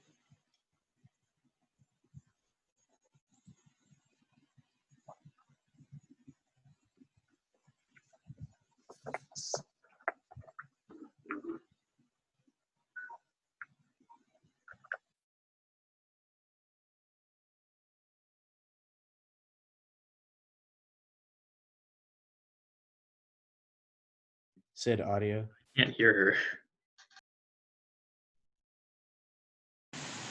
Can you not hear it? Yeah, she's not. It's not. No sound. Okay, wait. When we say we're doing it for something good, my opponent has the burden to prove. Is it working now? Yeah, it's working now. Okay. I'll fast forward like 5 seconds.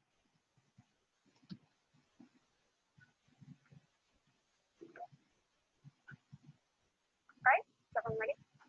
We will be going negative and then affirmative. You would never prefer a world where we violate all rights of others when we say we're doing it for something good. My opponent has the burden to prove to you that not only are we having violent revolution with the intention of overcoming oppression, but that we will legitimately overcome oppression when we throw these nations into chaos. On my value of justice and value criterion of maximizing human rights, my opponent says we only maximize human rights if we don't have structural oppression. But that's the point of my case. When we have violent revolution, we perpetuate structural oppression forever. We never solve for that problem because the people coming in power use the structural means of violence to gain and maintain that power and will continue to use it in their rule. That doesn't overcome any of these structures that he's claiming to overcome. Even then, he says you ought to weigh the idea that people have a right to violence and that they don't have any other option. Yet then he concedes all of my cards that I read to at the bottom of my second contention from Koinova that says diasporas and groups of refugees are able to unseat authoritarian regimes without ever picking up a gun. On my first contention, I argue that violent revolution creates illegitimate leaders. He makes two very interesting and contradictory attacks. He first articulates it's impossible for us to use studies to determine whether or not there will be democracy. Yet then his third attack is that there's actually a study that says that violence doesn't lead to democratization. Force him to choose one of those. Either we're allowed to use statistics to predict democratization or we're not. So don't let him use both of those attacks on the same contention. But even then, he says, so right there, that's what's called a double bind, where you make two contradictory arguments. So yeah. Would you have anything to say about those? Yeah, actually, I mean, like, I think that she should, like, if she concedes that you can't use studies, if her offense is predicated off of studies, then it doesn't matter if he also read a study. Like, that's just, like, something that I think. So, like, she should probably prove why studies are good and prove why, like, his study is wrong. I don't know precisely if she has warrants outside of studies, and I don't know what she's going to do next in this speech. But it would be like if you read an AF and someone read like SCEP and like some reason to like reject you, or like some util reason why you're bad. And then yeah. And then like so they would just be like, wait, but like you said that like truth isn't real, but also you said we're bad, which is a true statement. So which is it? And then you're just like, you conceded both. Congratulations. It's an onion. Yeah. Yeah, so like you can view it as different layers, but also view it as just like dumb in a double bind. Yeah. It's dumb in a double bind in most situations. But yeah, identifying those like where things are contradictory is really important. And then like Rajiv said, where it's more beneficial, which one's more beneficial to attack. So yeah. there are historical examples of where we've overcome oppression and led to rights respecting governments. Make him name those examples. I've written to you 6 to 8 examples of where in South Sudan, Syria, Libya, Iran, all of these countries where we've led to perpetual unfettered oppression, and he can't name to you one where we haven't had that outcome. Even then, that's your first voting issue in today's debate, is that the outcomes of revolution are not overcoming structural oppression, they're perpetuating it more. Canon 16 cites that revolutionary leaders are more likely to commit genocide and politicide. They're more likely to use their power and continue it on when they're in rulership, and that doesn't overthrow oppression. On my second contention, I argue that so what she ended up doing was conceding. She like essentially was like, if he says studies bad, she has empirics, which he doesn't, which I think is fine. Right? Okay, cool. Does anybody else have anything to note about that whole, like, her first contention? Okay. Did anybody notice anything interesting of what she did at the beginning of her speech?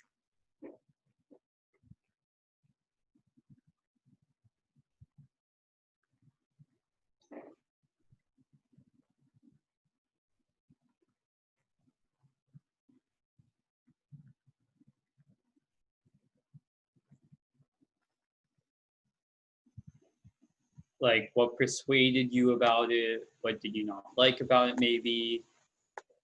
What arguments do you think were effective? Like, when she did her first little spiel at the beginning.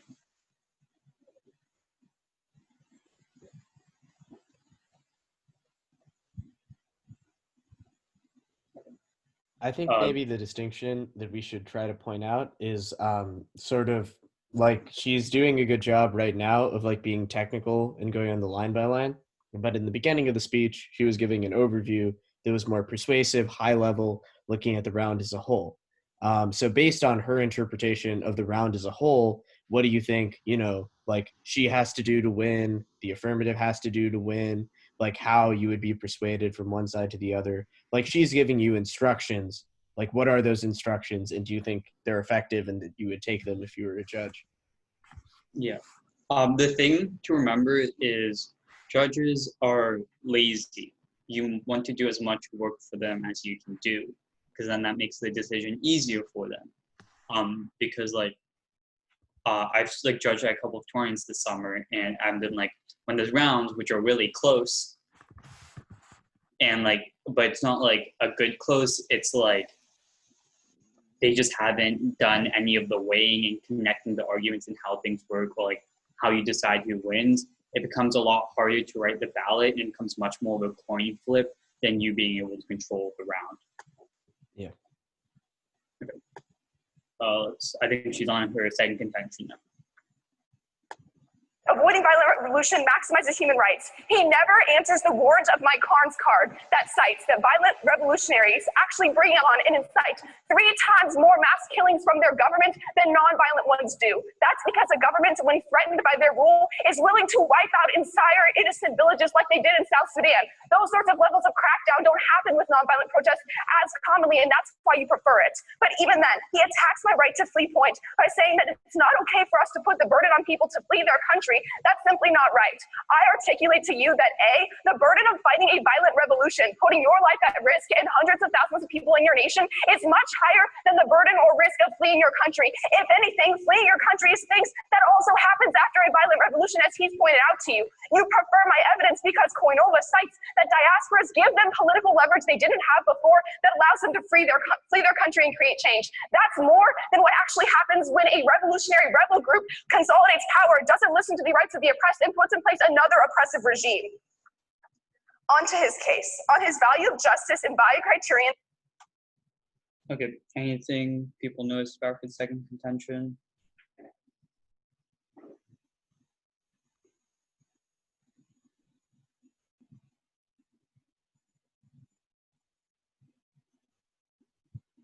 How about that extension of the Koinova card? Pretty strategic, huh? Yeah. Did anybody realize that she didn't respond to the responses he made in the 1AR?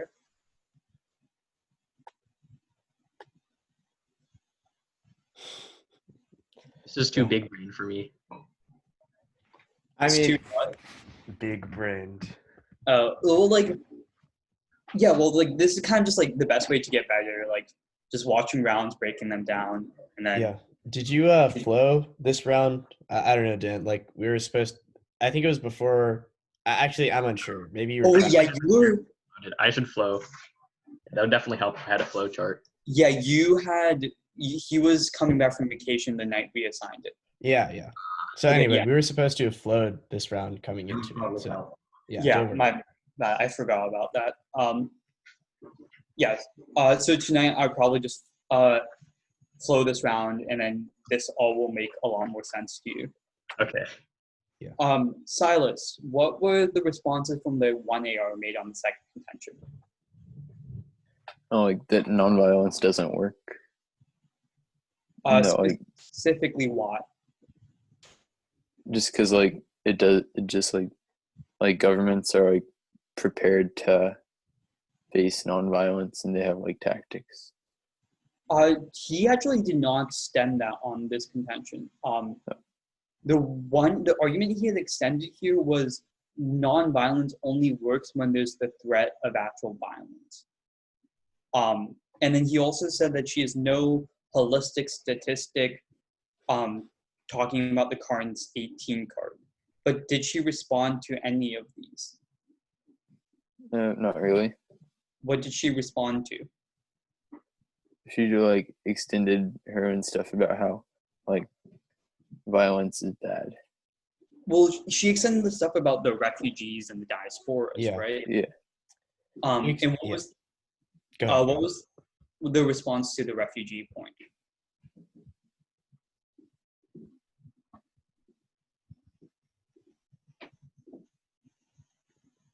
To be clear, Sid, you mean the AF's response? Yeah, sorry. I mean, was the response in the 1AR to the diaspora and refugee point? You asking everyone? You or everybody? Everyone's Okay. I like that there's more oppression after they leave from like Europeans and stuff. Yeah, but and also if you notice, this was just like it was like a 2-sentence analytic, like it's just what he said. There was no evidence behind it, right? Yeah. Yeah. So she extended that Koinova evidence very well, explained all of the warrants, probably spent like 30 seconds on it, and like that was really important, right? Yeah. Notice that she didn't drop any offense. So like even when we're like, she didn't respond to his responses, or at least, so far, she didn't drop any offense. She didn't drop anything that lets him score points. At best, she ignored arguments that she thought were inconsequential to the ultimate outcome of the debate because she saw some other piece of offense that was more consequential. Yeah. Okay. Let's watch her responses to the one, like the AF case now. Of minimizing structural oppression. I made 2 attacks that he didn't really answer.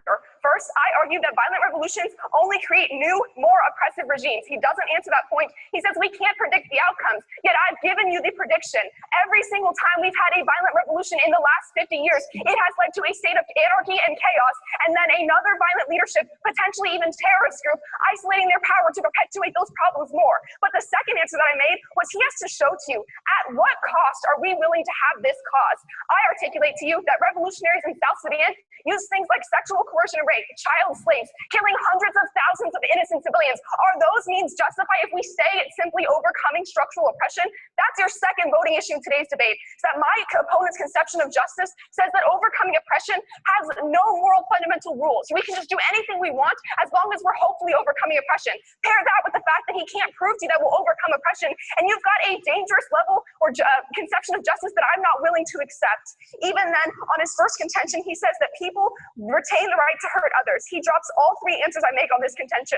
First, I say that he can't contain violence against just the oppressor. The right to self-defense says it's okay to kill your oppressor. It doesn't say it's okay to destroy your nation and kill hundreds of thousands of people in that country. I additionally cite that Buchanan argues that Locke not only sidesteps the means, allowing any violent justification to happen, but also, and most importantly, I articulate to you that violent revolutions are led by minority rebel groups, not by the oppressed. Those people are more likely to put in place structural oppression and perpetuate violence. You're never solving for these issues if you say that violence solves the problem. That's what Finlay and 09 in my case articulates. If you want to break the structures of this oppression, you have to make a break with coercion at the beginning. Using coercion to end a coercion only leads to a cycle of violence. Additionally, on his second contention, he says all alternatives fail and that I never answer his Chenoweth card. But I prove to you that Chenoweth specifically cites that nonviolence is less likely to encounter mass killings. But even then, he doesn't give you examples of a successful violent revolution, something that you infinitely support. Then he also doesn't answer either of my 2 main attacks on his second and third contention. I argue that we see issues of crackdown, where governments are willing to go into innocent villages, kill more people, and commit more oppression when we start violence. He has the burden to prove to you that that's just, but additionally has the burden to prove to you that endless violence by the revolutionaries is okay. That's your third and final voting issue. My opponent will say in his next speech that guerrilla warfare is good or that it will solve for all of these problems, but I articulate to you that that's what leads to more violent consolidated rule, more oppression. If anything, you prefer my evidence about diaspora that proves to you we've been able to unseat authoritarian regimes. But even then, if you don't buy that, it doesn't throw your state into endless chaos and sheer anarchy. Thank you.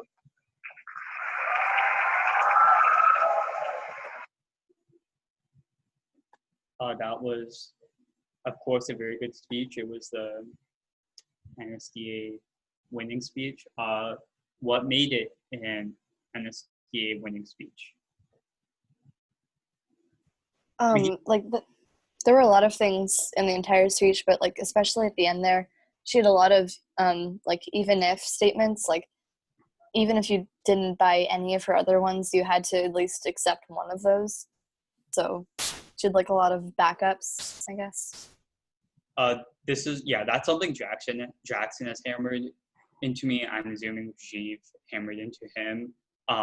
It's like when we talked about having those different vertical layers, it's like building a giant wall. If they get through one layer, and they have to get through another layer, and then they have to get through another layer. It's these even ifs. So like, even if you choose his framework, then you still vote for me, even if like you think that guerrilla warfare, like even if you think like guerrilla warfare can help in some way, in the end on net it will lead to more chaos. So yeah, those even if statements are really good, very persuasive, especially helpful.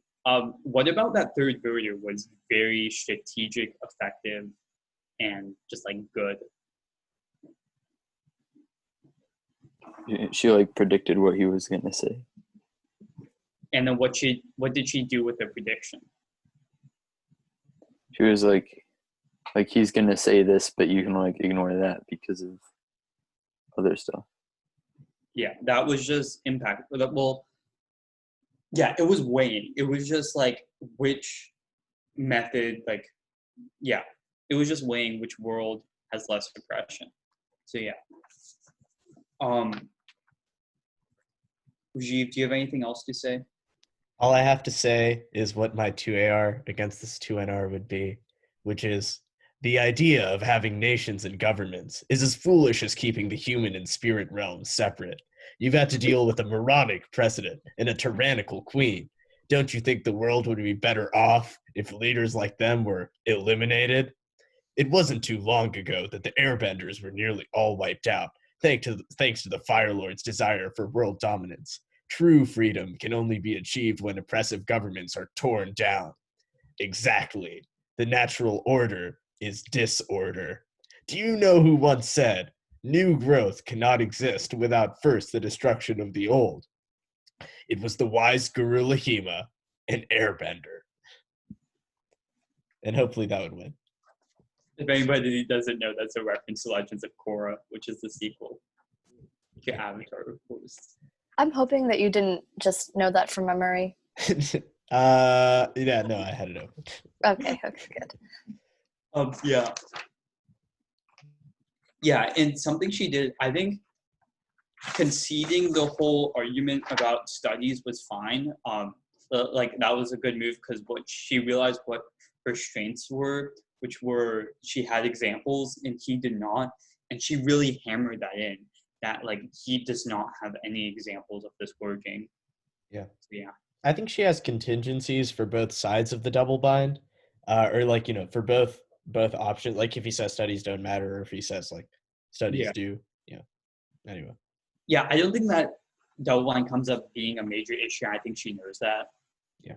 Because it's not like it's a technical debate, but it's not debated as a technical debate. So she knows he's going to go for something like guerrilla warfare. Yeah. Okay.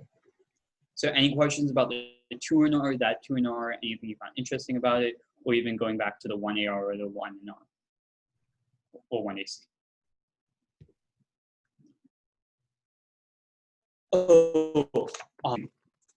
If you look at her voting issues, it says it's the Kim 16 card that says the outcomes end up increasing structural violence. The second one is the opponent will do anything to overcome this oppression, and in turn they end up just causing more oppression. Was the guerrilla warfare? Can somebody wait? Oh, it's right here. What were her to the 1AC's framework?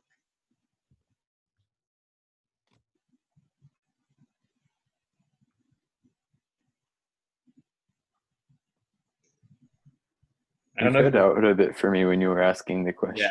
Yeah. Oh, what? So if you look at the negative minority, what were the responses to the 1AC's framework that she said in the 1N?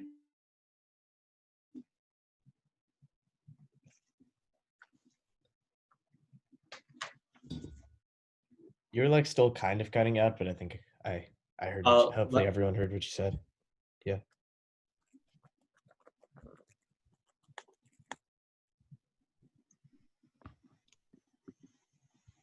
Okay.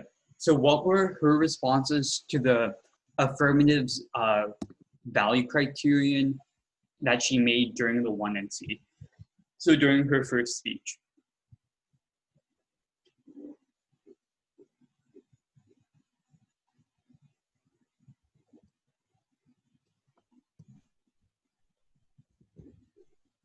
Silas.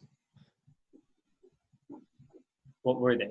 Because I know Emily has them because she said them before. So what were they?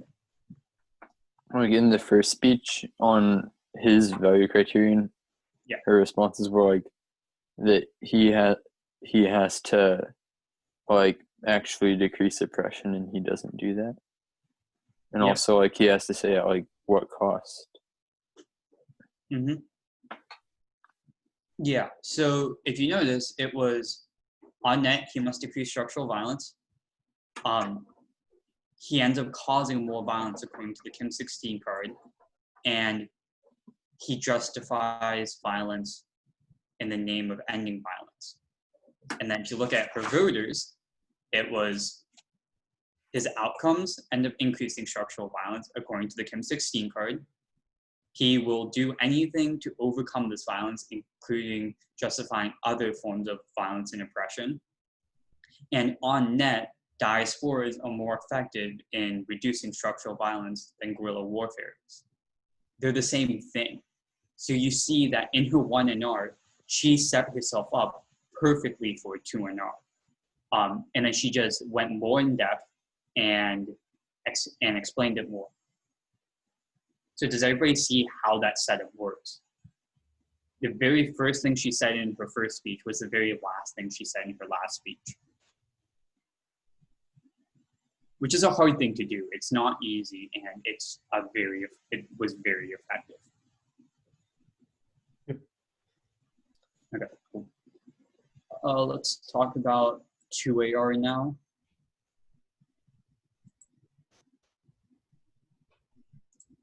Rajiv?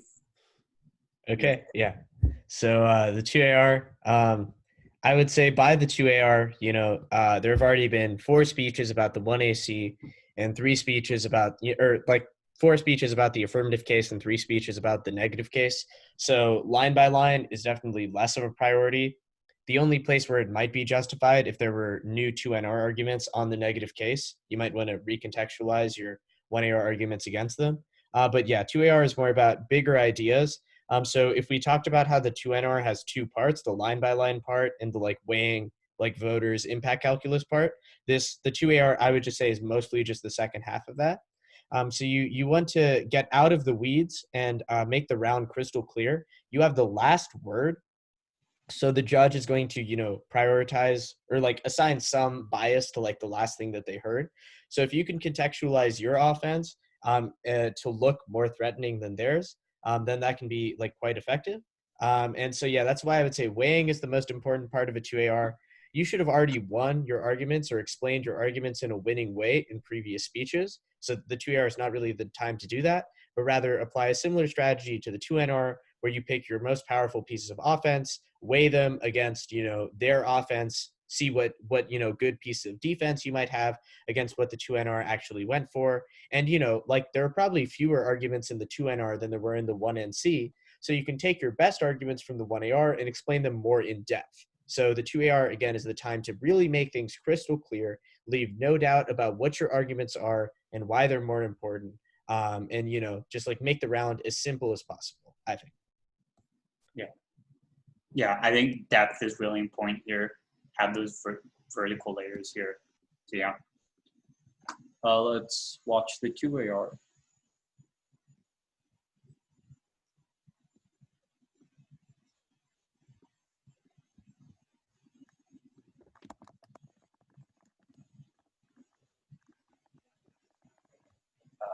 I will be going over framework and key voting issues. Is everyone ready?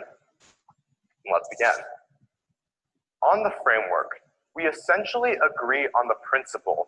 We should try to do what protects the oppressed and what creates a change for the better of the status quo. So with that, let's move on to key voting issues. My first key voting issue is that nonviolence is not an effective tool. She tries to say that in the negative world, we can have it all. We can prevent innocent deaths, and we can create revolution. But that is not what the negative world is. In the negative world, nonviolence does not create any change for a couple reasons. First of all, she can't provide you with any statistics of nonviolence actually working.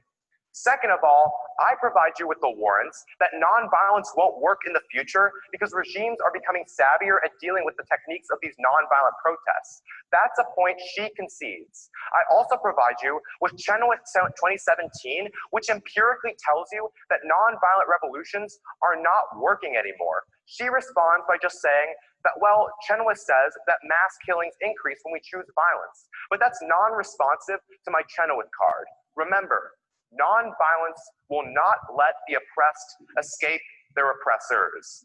Let's move on to the second key voting issue, and that's that violent revolution works. It first works in the sense that it overthrows governments. Remember my conceded point about guerrilla warfare. Guerrilla warfare allows the people to overthrow governments that are significantly more powerful than them.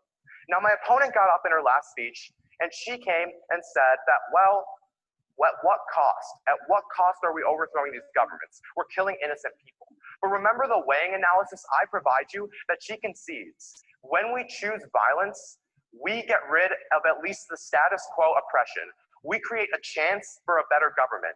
When we negate, we don't give any chance for the oppressed. The current oppression, the current rights violations continue indefinitely. That's the most important analysis of this debate. If she wants to talk about rights, then let's consider that rights violations continue indefinitely in her world. At least in my world, we can try to change the world for the better. Now, she also says that violence leads to more violence, but she concedes the actual holistic evidence I provide, CLOP 2007, which tells you that in the long term, violence decreases as a result of violent revolution. That's really important because that tells you that in the long term, violent revolution does create better governments, or it does actually create better societies that don't have as many innocent people dying. Remember, the round is going to go down like this. If we want to value rights, if we care about the oppressed, if we want to get rid of oppression, we have to affirm. In the negative world, the oppressed have no recourse. They cannot get rid of the governments. A vote for the negative is a vote for a hopeless world. A vote for the affirmative is a vote for a chance at change. For those reasons, I affirm. Okay. So, what did I agree to go and say one thing that he did well.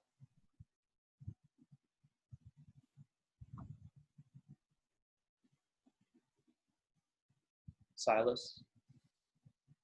He extended his offense as voters. Emily? I mentioned this a couple of days ago about the neg, but he also sort of made an appeal like a vote for the affirmative is a vote for change, and like the endless cycle of oppression will stop. Yeah. Yeah, no, that's definitely true. I don't know if at first, Rajiv, do you agree with that argument? Like, I don't know. I don't know. I don't think there's sufficient justification for try or die, but given the way that the 1AR went, I think it's his most consistent framing argument. But I just feel like, because the way the resolution is framed, the resolution was resolve violent revolution is a just response to oppression. Yeah. I just don't think, yeah, you know what I'm saying with violent revolution. Yeah, so I mean, I think that if the negative wins any risk that like movements can solve for oppression, or that like revolutions already happen and they're bad, in either world he's not getting try or die framing. But I think that given his options in this round, it's like smart to extend the try or die framing. Yeah, no, but that was definitely a good point to point out, Emily. Also, when Rajiv says try or die, what that means is like, it's such an urgent situation. We need to help this. Like, we need to solve this right now. Like, yeah, basically, like, there's no hope for this thing in the status quo. Like, it's going to result in the bad thing. So we should be willing to take a risk and like, you know, change the status quo if we think that that change might prevent the bad thing. Because if we don't try, we will die. Yeah, that happens a lot with like climate change arguments. Yeah. Daniel, what's one thing you noticed about that speech?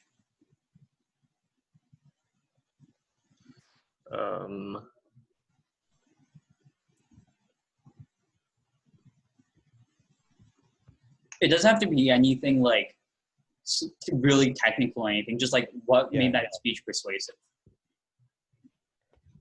I guess his depiction of the kind of world, difference in the world. Yeah, and I think that's a technique that becomes very useful because when we talk in debate, we talk very abstractly, af and neg. But when you talk about these two different worlds and what happens, it conceptualizes them and like makes it very, it's a very effective technique. So yeah, that's definitely something very good to point out. Emily, what's the biggest thing here that he had missed when he was doing the speech?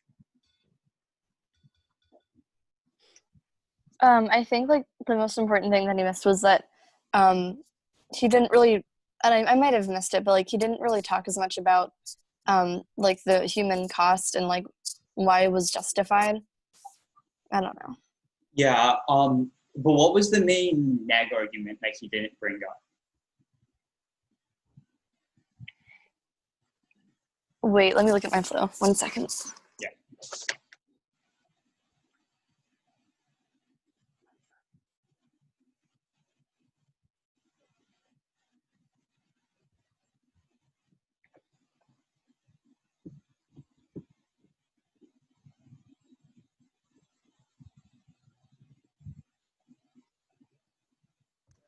Well, I don't think he really addressed violent crackdowns very much, and like endless cycle of violence caused by revolutionaries. Yeah, I think, but I don't think that was, I think he implicitly answered that, but the big thing I think he missed was the diasporas. Yeah, I just like, that's the main piece of negative offense for me. And like, he just doesn't have a response to that. Because his entire framing is based around the idea that people have no other option than to like, you know, take up arms against their oppressor. But she has said, no, they have another option. It actually works better. And so like, yeah, like I don't see any reason that I would vote F under that scenario. Yeah, especially when the nag, her third voter, says the affirmative is going to get up here and say why guerrilla warfare is this magical thing that can solve everything. The thing is that's worse because diasporas are more effective. He has to say in his speech why, especially if he's talking about guerrilla warfare, why diasporas are less effective than guerrilla warfare. And because he doesn't say that, he ends up losing. So yeah. Yeah, and we talk about impact calculus, right, or impact comparison, where you're comparing two impacts and trying to weigh them. But in this debate, I think it was sort of the same impact, right? Like trying to minimize oppression and violence. So at that point, it becomes about weighing the internal links. And that's something I think the 2AR doesn't do.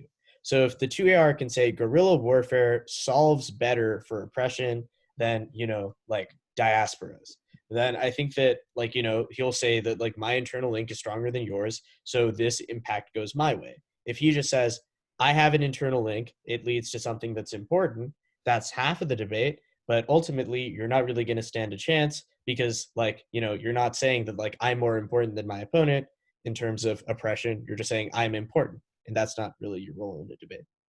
Yeah, and that's where weighing comes into effect, and that's like that. Yeah, I think that's why this is such a great round to watch as like your first like round that you're watching, because it has like very good crystallization, good depth, good enough arguments, and then the decision was ultimately because of weighing. So yeah, does anybody have any questions about that round? Cool. Okay, I think there's just some stuff. Nope, that's all. So yeah, thanks for staying a bit later.